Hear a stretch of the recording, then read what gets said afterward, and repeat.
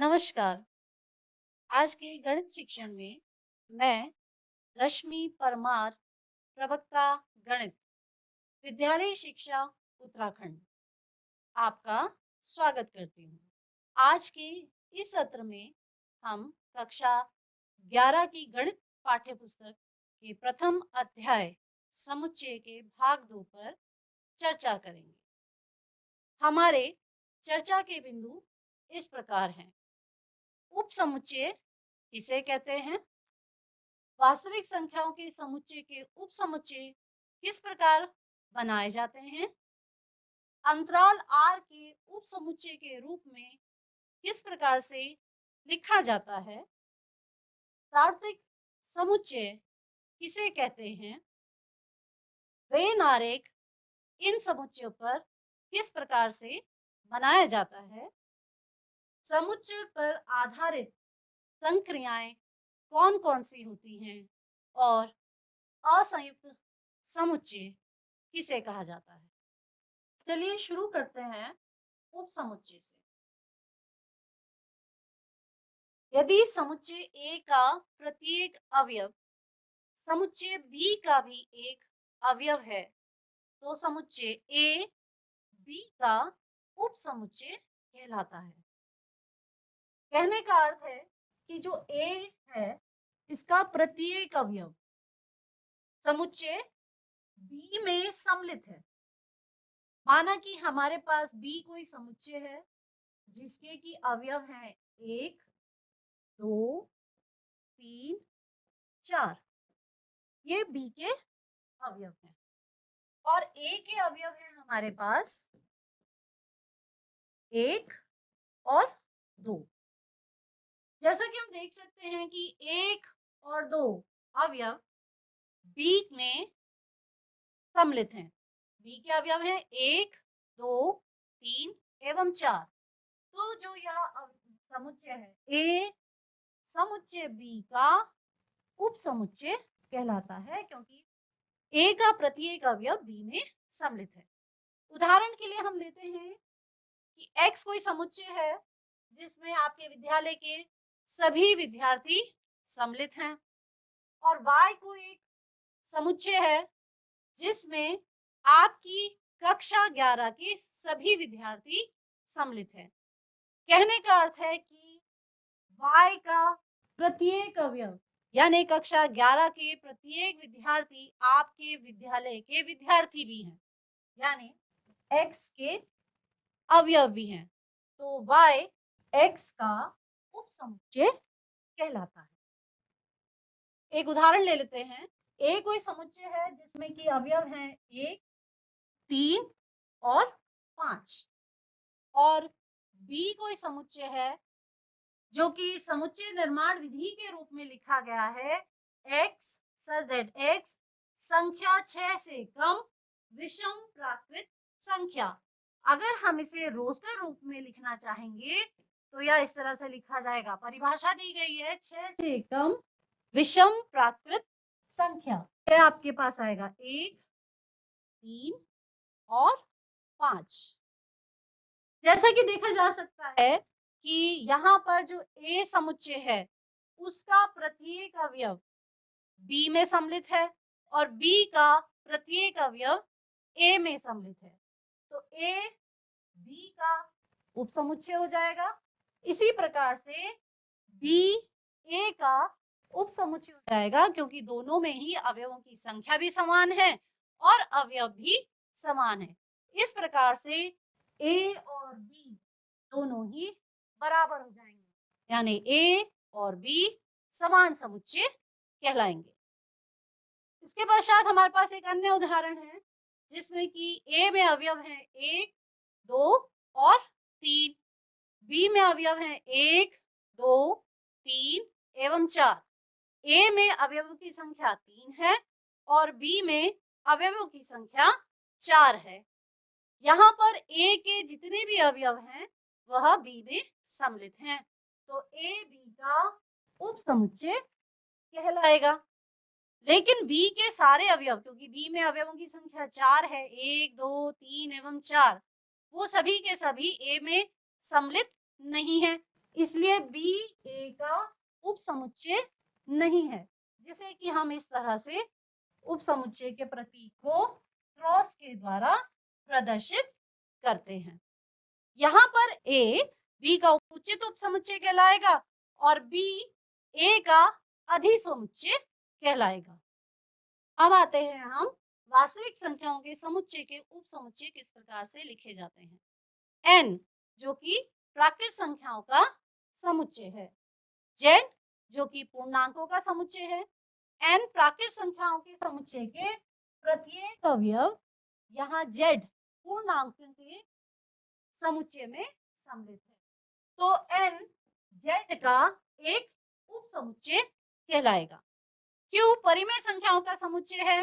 इस परिमेय संख्याओं में प्राकृत संख्याएं भी सम्मिलित होती हैं और साथ में सारे पूर्णांक भी इसी में सम्मिलित हो जाएंगे साथ ही साथ। तो यह दोनों के दोनों परिमेय संख्याओं का उपसमुच्चय कहलाएंगे।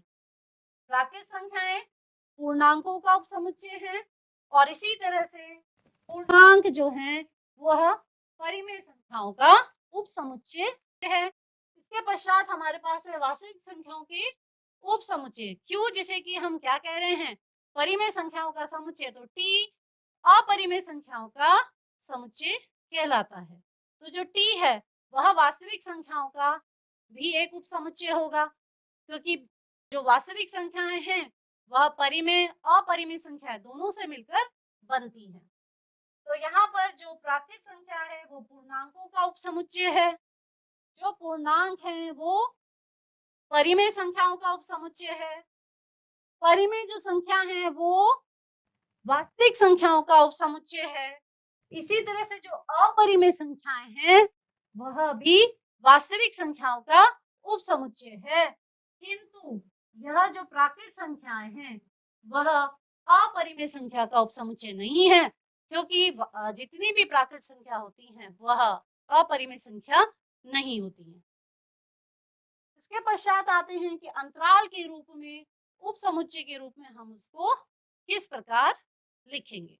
हमारे पास है ए और बी, कोई दो संख्याएं हैं जो वास्तविक संख्याओं को बिलोंग करती हैं, जहां ए का मान बी से कम है। तो सर्वप्रथम आता है विवृत अंतराल।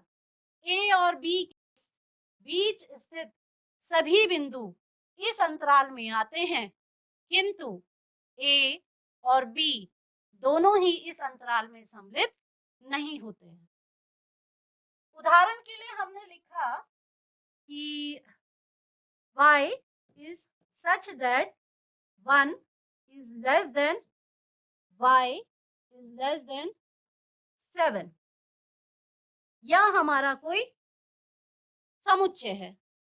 अब इसको हम इस तरह से कोष्ठकों के रूप में लिखेंगे, तो हम इसे ऐसा लिखेंगे 1 वक्र कोष्ठक और बंद भी करेंगे इसको वक्र कोष्ठक के साथ, जहां पर 1 और 7 के बीच की सभी संख्याएं सम्मिलित होंगी, किंतु इसमें 1 और 7 सम्मिलित नहीं होंगे। माना कि हमें अगर कोई प्राकृत संख्या लिखनी है तो हम इसे समुच्चय के रूप में कुछ इस प्रकार से लिखेंगे, जहां 1 सम्मिलित नहीं होगा, 2, 3, 4, 5 और 6। साथ में जो 7 है आपके वो सम्मिलित नहीं होगा, तो समुच्चय में आपके 2, 3, 4, 5 और 6 ही अवयव आएंगे। ये आपका है विवृत अंतराल, जहाँ पे अंत्य बिंदु आपके समुच्चय में शामिल नहीं होते हैं। इसके पश्चात आता है समृत अंतराल। अंत बिंदु इसमें सम्मिलित होते हैं, यानी कि जो आपके अंत बिंदु हैं समुच्चय के रूप में उन दोनों के बीच की संख्याएं और साथ में उन बिंदुओं को भी शामिल करेंगे।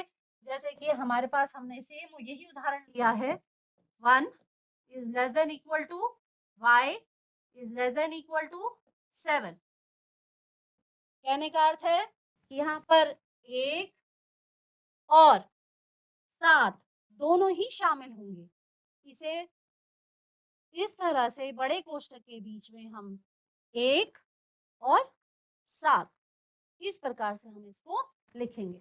अगर हम इसे समुच्चय के रूप में लिखना चाहें तो यह इस प्रकार से लिखा जाएगा, जहां 1 और 7 दोनों ही सम्मिलित होंगे, 2, 3, 4, 5, 6 और 7, यानी 1 से शुरू करके 7 तक की सभी संख्याओं को हम इसमें लिखेंगे। इसके बाद आता है हमारे पास खुला अंतराल।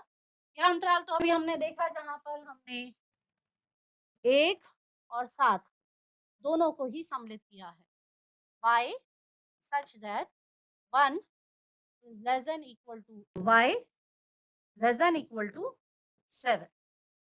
अब आता है खुला अंतराल जो एक तरफ से आपका खुला रहेगा, एक अंत्य बिंदु शामिल नहीं होगा और एक अंत्य बिंदु इसमें शामिल होगा। एक अंत बिंदु पर बंद और दूसरे अंत बिंदु पर खुला होता है। जैसे कि उदाहरण हमने ले लिया, y इस तरह है कि 1 is less than y less than equal to 7। अब हम इसे किस तरह से लिखेंगे? अंतराल के रूप में हम इसी तरह से लिखेंगे इसे 1, 7, इस तरह से। एक की तरफ से हमने वक्र कोष्ठक लगाया और 7 की तरफ से हमने बड़ा कोष्ठक लगाया, जिसमें अगर हम इसे समुच्चय के रूप में लिखना चाहेंगे तो 1 इसमें सम्मिलित नहीं होगा और 7 सम्मिलित होगा, जो कि इस प्रकार से है 2, 3, 4, 5, 6 और 7। तो ये था आपका खुला अंतराल। इसके बाद आते हैं हम सार्वत्रिक समुच्चय में।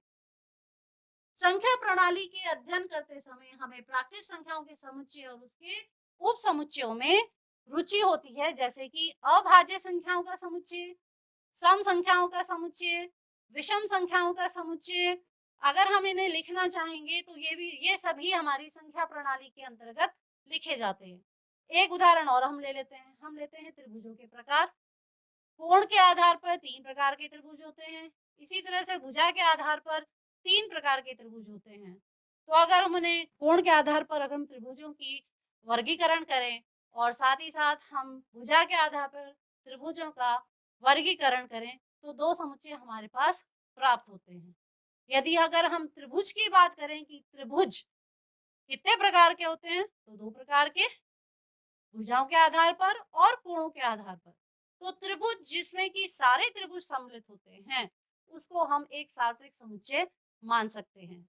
सार्वत्रिक समुच्चय को हम U के द्वारा प्रदर्शित करते हैं इस तरह से, और बाकी जो भी समुच्चय होते हैं उन्हें हम A, B, C, capital X, Y, Z, N इस तरह से निरूपित करते हैं। अब आते हैं हम वेन आरेख पर। वेन आरेख किस प्रकार से बनाए जाते हैं? वेन आरेख बनाने के लिए हमें सार्वत्रिक समुच्चय को पहले बनाना पड़ेगा कि सार्वत्रिक समुच्चय प्रदर्शित करना है। तो जो सार्वत्रिक समुच्चय है उसे एक आयत के द्वारा प्रदर्शित किया जाता है। इसी तरह से जो समुच्चय होते हैं जिन्हें हम A, B, C या X, Y, Z के रूप में लिखते हैं, तो वह एक वृत्त के रूप में प्रदर्शित किए जाते हैं। यहाँ पर हमने एक सार्वत्रिक समुच्चय U लिया है जिसके कि अवयव इस प्रकार से हैं। इसमें अवयव है 1, 2, 3, 4, 5, 6, 7, 8, 9 और 10। यह एक सार्वत्रिक समुच्चय है जो इस U एक आयत के द्वारा प्रदर्शित किया गया है और इसमें यह सारे अवयव 1 से लेकर 10 तक सम्मिलित हैं। इसके अंतर्गत हमने बनाया है एक वृत्त जिसको कि हमने A नाम दिया है। तो यह एक समुच्चय है A जिसके कि अवयव आप देख सकते हैं 2, 4, 6, 8 और 10 इस वृत्त के पूरे भाग में आ रहे हैं। तो 2, 4, 6, 8 और 10। इसी वृत्त के अंतर्गत हमने एक और वृत्त बनाया है जिसे हमने B नाम दिया है। तो B के अवयव हैं 2, 4, 6 और 10। 2, 4, 6 और 10। तो ये पूरा आपका यूनिवर्सल सेट यानी कि सार्थक समुच्चय। इसमें सम्मिलित है समुच्चय ए जिसके कि अवयव हैं 2, 4, 6, 8 और 10 और इसी के अंदर ए के अंदर एक और वृत्त शामिल है जिसके कि अवयव हैं 2, 4, 6 और 10। अब जैसा कि देखा जा रहा है कि जितने भी बी के अवयव हैं वो ए में शामिल हैं, बी के सारे अवयव ए में सम्मिलित हैं, तो बी ए का एक उप समुच्चय कहलाएगा। तो उप समुच्चय को हमने पूरा का पूरा ए के अंदर बनाया हुआ है। अब हम आगे पढ़ेंगे समुच्चय पर आधारित संक्रियाएं कौन कौन सी होती हैं। पहली संक्रिया हम पढ़ेंगे समुच्चयों का सम्मिलन, फिर है समुच्चयों का सर्वनिष्ठ और उसके पश्चात है समुच्चयों का अंतर। तो समुच्चयों का सम्मिलन पहली संक्रिया है। यदि ए और बी तो कोई दो समुच्चय है तो ए और बी के सम्मिलन में ए या बी में आने वाले अवयव शामिल होंगे। दो समुच्चय और ए और बी का सम्मिलन वह समुच्चय है जिसमें वह सभी अवयव हैं जो ए में है या बी में है। A यूनियन B बराबर X such that X belongs to A या X belongs to B।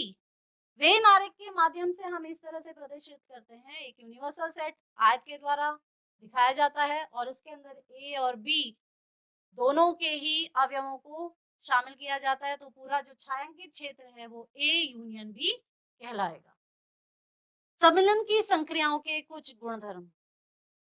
A union B, A union B यानी कि ए या बी के अवयव बराबर होता है बी यूनियन ए यानी बी या ए के अवयवों के।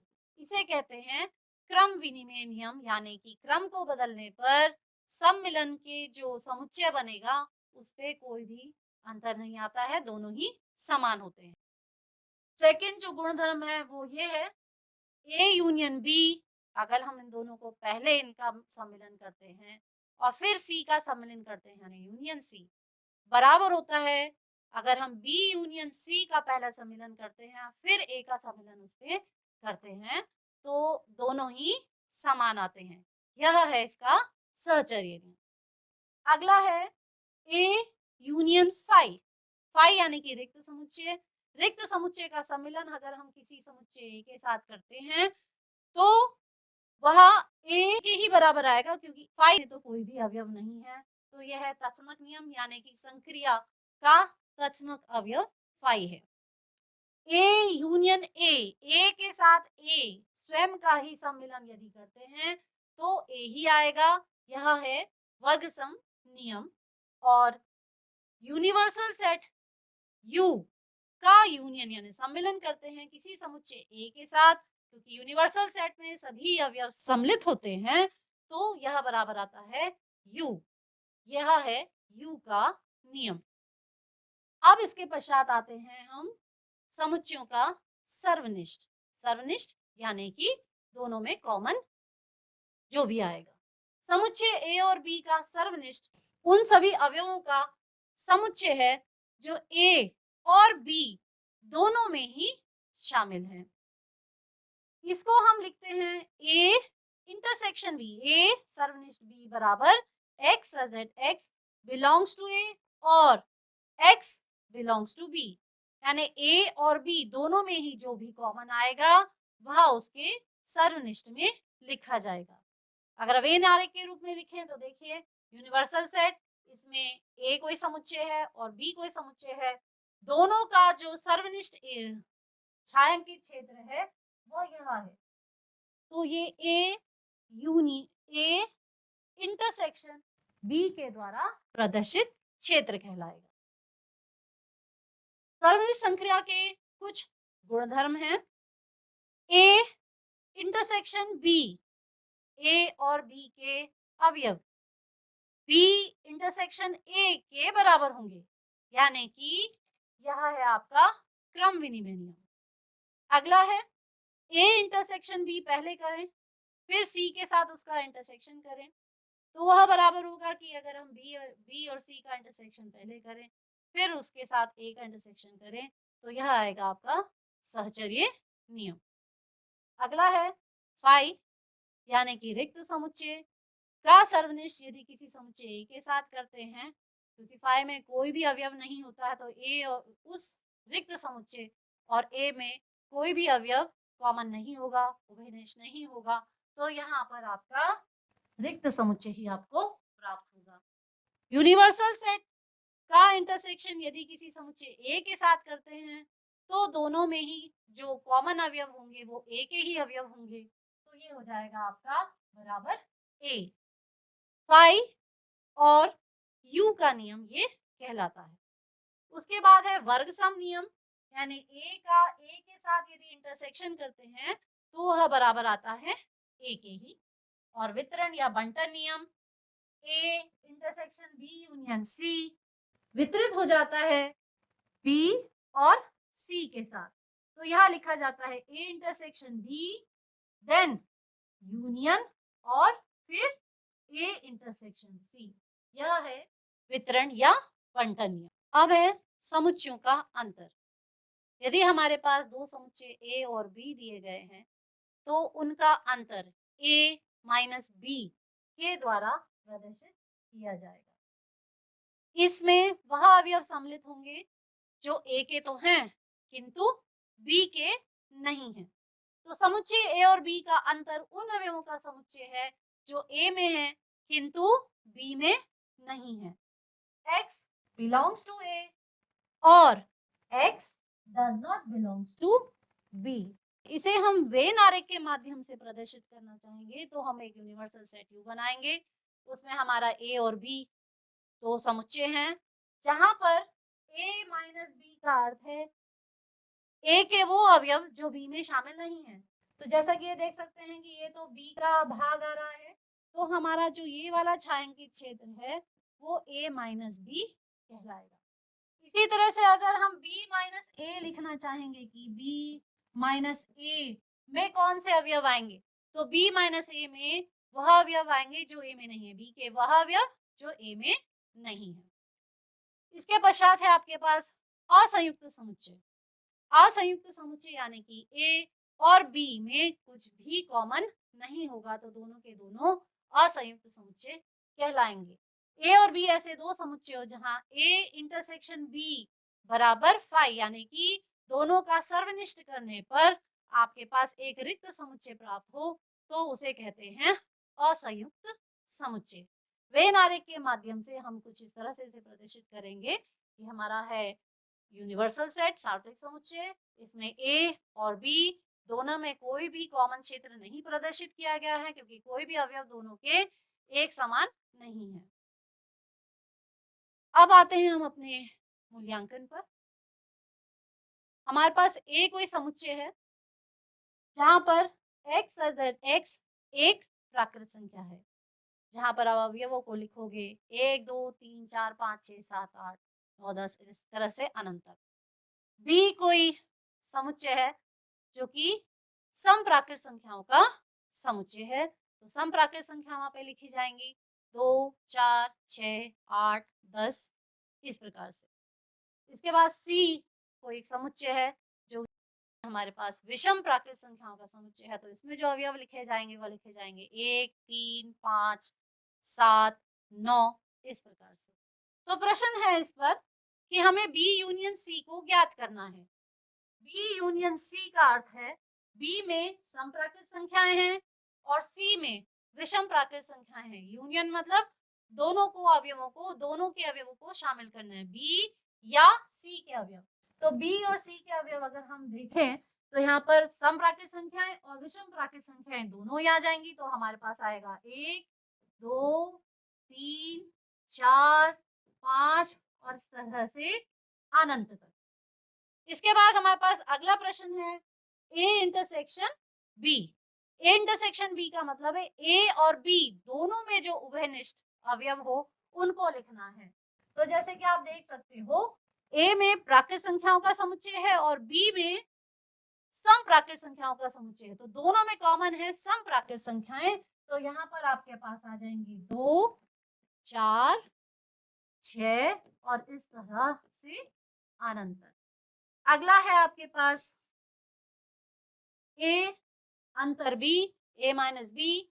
ए माइनस बी का मतलब ए के वो अवयव जो बी में ना हो वो लिखे जाएंगे। तो ए में है सभी प्राकृतिक संख्याओं का समुच्चय और बी में है सम प्राकृतिक संख्याओं का समुच्चय। तो ए माइनस बी में सम प्राकृतिक संख्याएं सम्मिलित नहीं होंगी। तो कौन सी संख्या आ जाएंगी ए माइनस बी में? ए के वो अवयव जो बी में नहीं है, यानी 1, 3, 5 और इस प्रकार सी माइनस ए। इसी तरह से हमने ज्ञात करना है सी माइनस ए, यानी सी के वो अवयव जो ए में सम्मिलित नहीं है। तो सी है विषम प्राकृतिक संख्याओं का समुच्चय और ए है आपके पास प्राकृतिक संख्याओं का समुच्चय। तो आपने उनको लिखना है जो ए में नहीं है। इसी तरह से हमारे पास आखिरी प्रश्न भी है कि सिद्ध करना है वितरण नियम A intersection B union C बराबर A intersection B union A intersection C. तो यहाँ पे सर्वप्रथम आप लेफ्ट हैंड साइड ले लेंगे, बी यूनियन सी को ज्ञात करेंगे, बी और सी दोनों के जो अवयव हैं उनको लिखेंगे। उसके बाद आप ए में और बी यूनियन सी में जो भी उभयनिष्ठ अवयव है उनको लिखेंगे। फिर लेंगे हम राइट हैंड साइड, यहाँ पर हम पहले ज्ञात करेंगे ए इंटरसेक्शन बी और ज्ञात करेंगे ए इंटरसेक्शन सी और इन दोनों का फिर हम यूनियन ज्ञात करेंगे। आप सभी के लिए गृह कार्य है कि आपने समुच्चय सिद्धांत का उपयोग करके जीवन के किसी क्षेत्र में लेते हुए एक प्रेजेंटेशन तैयार करना है, जिसमें आपके जो भी प्रेजेंटेशन आप बनाएंगे तो जिस भी क्षेत्र को आप शामिल कर रहे हैं उस क्षेत्र के वस्तुओं को समुच्चय के रूप में लिखेंगे। उदाहरण के लिए आपको मैं बताती हूँ कि आप किसी केमिस्ट की दुकान में चले जाइए, तो वहां पर आपको अलग अलग प्रकार की दवाइयाँ मिलेंगी, जैसे कि सर्दी जुकाम की दवाइयाँ होगी, वो भी अलग अलग प्रकार की होती हैं। उस तरह से हड्डियों की दवाइयाँ हो गई, इनकी आप इस तरह से कैटेगरी बनाते हुए इनको समुच्चय के रूप में विभाजित करेंगे। और फिर जो संक्रियाएं हमने उसमें पढ़ी हैं, सर्वनिष्ठ, सम्मिलन, अंतर, उसके आधार पर आप उनको समुच्चयों का निर्माण करेंगे। तो इस तरह से आपकी एक प्रेजेंटेशन तैयार हो जाएगी। आज के इस सत्र में इतना ही, मिलते हैं अगले सत्र में आपसे। धन्यवाद।